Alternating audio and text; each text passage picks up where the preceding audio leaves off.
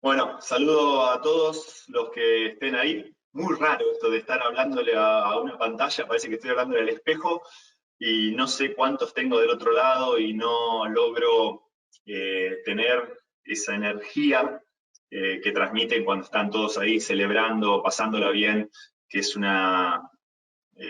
algo que contagia, ¿no? Y entusiasma. Hoy, nada, acá a través de la computadora contándoles un poquito. Y bueno, hablando con José, con Roberto y con todo el equipo de la segunda, querían que les contara un poquito eh, cómo llevé el tema resiliencia y adaptación al cambio y a las dificultades, que fueron indudablemente muchas. Siempre digo que por ahí cualquiera de ustedes que haya seguido un poquito mi carrera o haya visto algún titular, se acuerda sobre todo de algún campeonato, de algún All-Star Game, de un juego olímpico, y casi todas son buenas noticias. Pero en el camino para llegar a esas buenas noticias y esos logros, pasaron un montón de momentos difíciles, duros, en que uno tiene que recibir ese cachetazo que te da la carrera, la vida en general, y seguir andando, absorberlo y utilizarlo como experiencia para que no se vuelva a repetir. Pero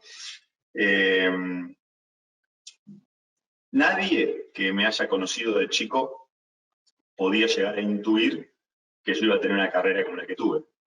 No fui un predestinado, uno de esos que a los 13 alguien dice, no, este chico ya está, este chico va a jugar en la NBA, para nada, ni cerca. De hecho, ni siquiera yo creía que podía llegar a ser capaz de jugar en la NBA. Yo miraba las finales de la NBA ya por el 90, 91, cuando Jordan llegó la primera vez, y los veía como extraterrestres, como personas de otra dimensión que no tenían contacto con nosotros los humanos, y menos, bueno, nosotros estando en Argentina, tan lejos, que nunca un argentino había jugado en la NBA, así que empecé de muy abajo, en un club de barrio, como todos los que empiezan en Argentina, y sin tener una carrera llana, rumbo al éxito o a la NBA, sino plagada, como dije recién, de cachetazos, de desilusiones, de frustraciones, desde no quedar en selecciones locales en Bahía Blanca a los 15, 16 años, que para mí era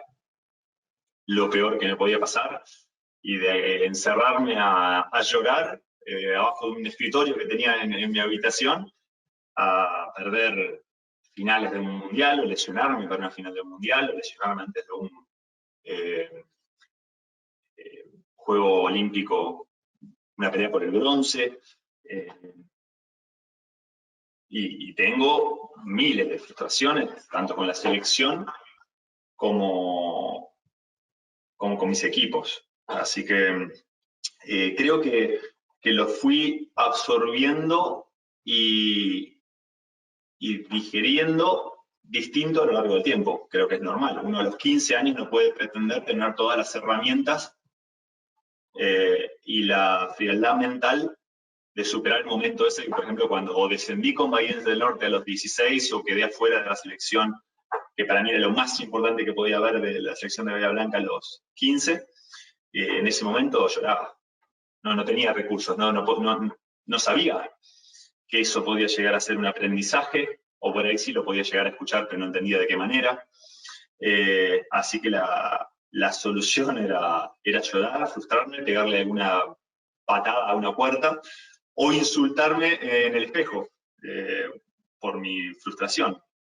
Con el tiempo uno va formando callo, va aprendiendo a convivir con la mala noticia, con el dolor. Y bueno, pasás de ese momento al 2013, que por ahí fue mi última gran frustración deportiva, cuando perdimos las finales contra Miami y jugué realmente mal y me sentía muy desilusionado, muy triste, muy dolorido por haber desilusionado al resto de mis compañeros, al cuerpo técnico, la franquicia que había confiado en mí, etc. Y ahí ya, con una experiencia distinta, ya tuve más recursos, tanto mentales como de autoconvencimiento de que cosas pasan, bueno, que no podía sentirme tan mal, tan humillado jugando la final de la NBA. Y a pensar, digo, ¿cómo puede ser que yo la esté pasando tan mal y hay 4 millones de jugadores de básquet en el mundo que quisieran estar en el lugar que estoy? No tiene razón de ser. Entonces, bueno, empecé a saber qué pasó, por qué me pasó lo que me pasó, es normal que me pase lo que me pasó, por qué fracasé o fallé de esa manera. Entonces uno va de a poquito digiriéndolo y tratando de entender, que es una cosa que aprendí también tarde en mi carrera, en diferenciar muy bien lo que puedo cambiar y lo que ya está hecho y no lo puedo cambiar, ya no puedo volver atrás, no puedo estar lamentando, llorando y jugando de nuevo en mi mente los errores que cometí que ya no puedo cambiar. Ya está, ya los cometí. Ahora, ¿qué hago? Bueno, tengo este ejemplo de cantidad de cosas que hice mal. Bueno, no las quiero volver a repetir. Entonces, bueno, ¿cómo hago para no volver a repetirlo? Bueno, una fue ver por qué me había pasado. Consideré que una de las razones por las cuales había estado tan mal era, por ejemplo, lesiones. Entonces, todo eso conllevaba todo otro análisis. ¿Por qué me lesioné tanto ese año? ¿Era la edad? ¿Había hecho una mala preparación? ¿Fue simplemente un limón, un mal año? Un año agrio que pasó lo que no tenía que pasar. Y bueno, entonces ahí, a partir de ahí, empecé a actuar, porque la conclusión fue que estaban sucediendo cambios. Y estaban sucediendo cambios que no podía evitar, que era el cambio de la llegada del tiempo, la edad. Ya para ese momento tenía 36 años y yo en mi cabeza todavía creía que podía hacer lo que hacía a los 28. Y bueno, fue un trabajo de hormiga, fue de a poquito, fue todo un receso doloroso, en cierto modo, tratando de digerirlo, de entender de qué podía hacer. Dentro de ese tiempo y momento gradual de aceptar que ya no era el mismo, bueno, había que tomar decisiones. Indudablemente a los 36 que tenía ese año, la temporada siguiente iba a tener 37, no puedo pretender tener el mismo primer paso que antes, la misma explosión, velocidad. Si quiero ganarle físicamente a los rivales, tampoco va a pasar. Estoy jugando con chicos de 22, 23 años que ya son más fuertes que yo, más altos que yo. Entonces tengo que empezar a buscar la forma de minimizar el margen de error y de relajar, en el sentido de ser más generoso conmigo mismo, que también fue una de las claves que me ayudaron muchísimo a superar ese último gran escollo de mi carrera, ¿no? Como les decía antes, siempre fui muy estricto conmigo mismo, muy exigente, sin piedad, prácticamente. Y bueno, le había leído una frase en ese momento, que ya lo venía digiriendo, pero que dice que tú tenés que hablar a vos mismo de la manera que le hablarías a tu mejor amigo en esa circunstancia. Primero, aceptar lo que era inevitable, pero después digo, bueno, ya que también lo acepto, ¿qué hago para mejorar esta situación? Y bueno, tenía que achicar ese margen de error que les dije antes. Entonces, bueno, a partir de ahí empecé a ponerle mucha más dedicación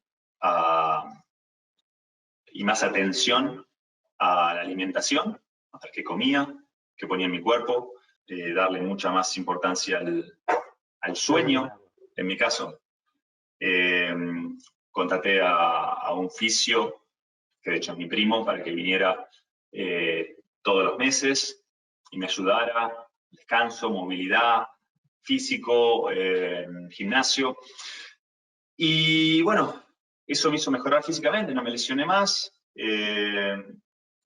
y empecé a disfrutar más del día a día, del valorar estar en la NBA a los 37 años, 38, 39 y 40. Siempre digo, mis últimos 3 años, por más que no gané nada, mi equipo no ganó nada, y de hecho fuimos, creo que las 3 veces, las últimas 2 veces seguro, eliminados en primera ronda, fueron los años en que más disfruté el día a día, de pertenecer a un equipo como el que pertenecía, de jugar en la liga que jugaba, y realmente, nada, me hubiese encantado tener todas estas herramientas y aprender a vivirla de esa manera mucho antes, al cambio de pasar. De ser joven a viejo. No es de un día para otro, es un cambio gradual lo que lo hace difícil de llevar, porque vos mirás siempre 2 meses para atrás y decís, como 2 meses atrás me era viejo, ahora sí, no, o no estoy bien, o me lesiono, o estoy más lento. Es muy gradual, entonces es difícil de absorber bien. El otro ejemplo de adaptación al cambio, y posiblemente el cambio más brusco con el que viví en mi carrera, fue de pasar de Europa a la NBA. No solo cambiaba mi entorno laboral, que era, bueno, jugar en la mejor liga del mundo, reglas distintas, compañeros distintos, un técnico con una presencia determinante, muy estricto, árbitros que cobraban de una manera distinta, también el entorno en cuanto al lugar donde vivía. No es lo mismo vivir en Italia que vivir en Texas. Para mí era un mundo totalmente distinto, y lo es, en cierto modo. Entonces, bueno, me estaban pasando un montón de cosas al mismo tiempo, y llegué pasando de ser líder o el jugador que jugaba lindo, el que recibía mayor atención y mimos, en cierto modo, en Italia, a ser acá un obrero, a ser un nadie, como tantos que hay que vienen a pelear por un puesto y a tratar de hacerse un nombre y ganarse un lugar en ese equipo. Idioma, que no lo mencioné. Así que bueno, también había que ver cómo yo adaptaba mi juego y trataba de, en este nuevo entorno de un equipo exitoso, con superestrellas como Robinson y Duncan, hacerme valer, ganarme tiempo de juego. Entonces tuve que, bueno, ponerme ahí a planear un poquito, porque repito, yo no llegué a la NBA sabiendo todo el mundo que iba a jugar un All-Star Game o iba a ser el campeón de la NBA. Yo llegué con un montón de incertidumbre, con un montón de dudas, sin saber cómo mi juego se iba a moldar a un equipo que venía de ser campeón hace 2 o 3 años y siempre con grandes aspiraciones. Así que bueno, sabía que en base a puntos y a anotar y demás, no iba a suceder inmediatamente, porque no tenía las herramientas todavía. Necesitaba aprender, necesitaba desarrollarme. Así que nada, la conclusión que llegué es a que nada, tenía que hacer lo que no hacían mis compañeros.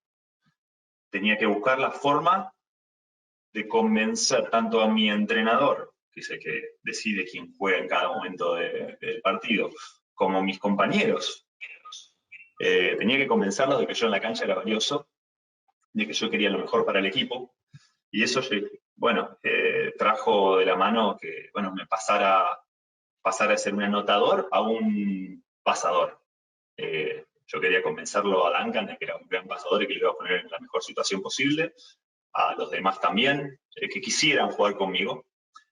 Y con Popovich era más por el lado de sacrificio y esfuerzo. Entonces era cuestión de tirarme de cabeza cada pelota que estuviera cerca, sacrificar mi cuerpo sin importar básicamente consecuencias,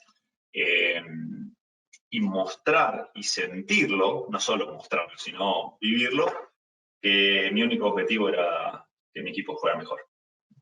Ser mejor que el rival y ser nosotros mismos como equipo. Y eso también llevó año, 2 años.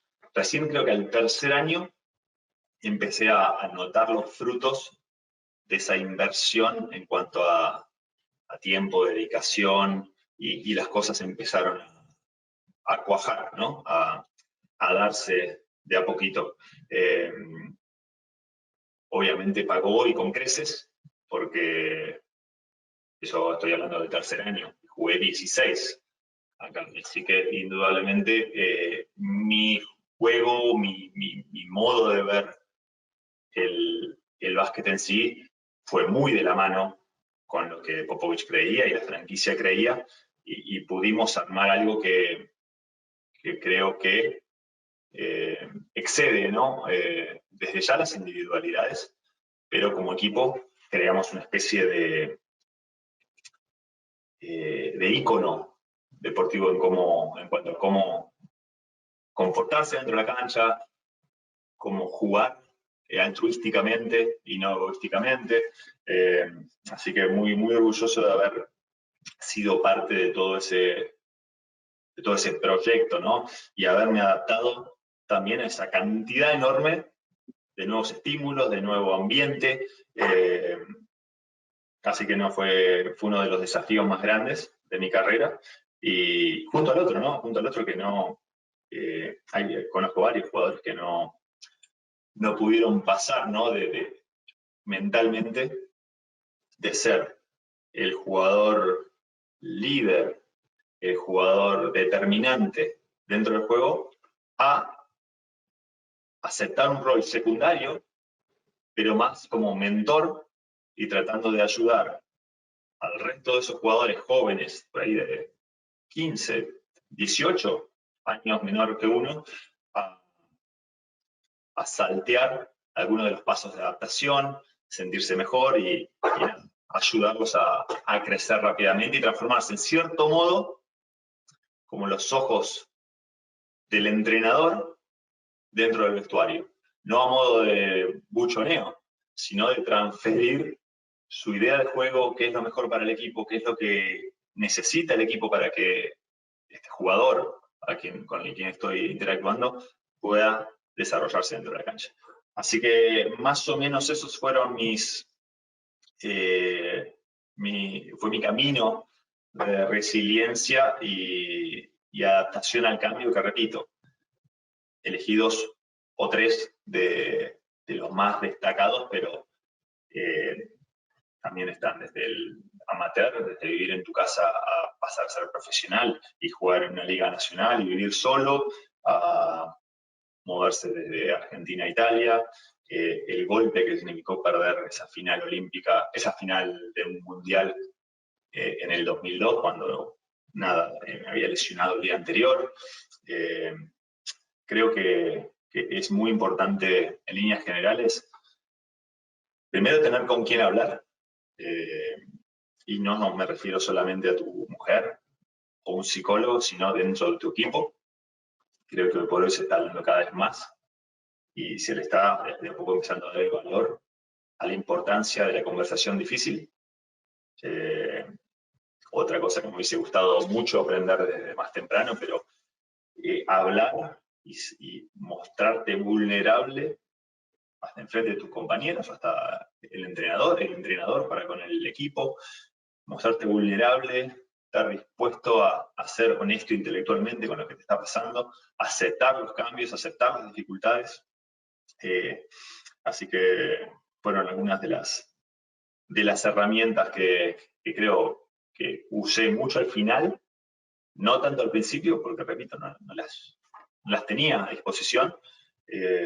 Bueno, me ayudaron mucho a terminar teniendo, como les dije, estos últimos 3 años de goce, de disfrutar el día a día que antes no había logrado hacer. Antes disfrutaba solamente si ganaba el último partido, si salía campeón y si levantaba el trofeo. En cambio, esos últimos 3 años fueron especiales por todas estas cosas que había pasado antes.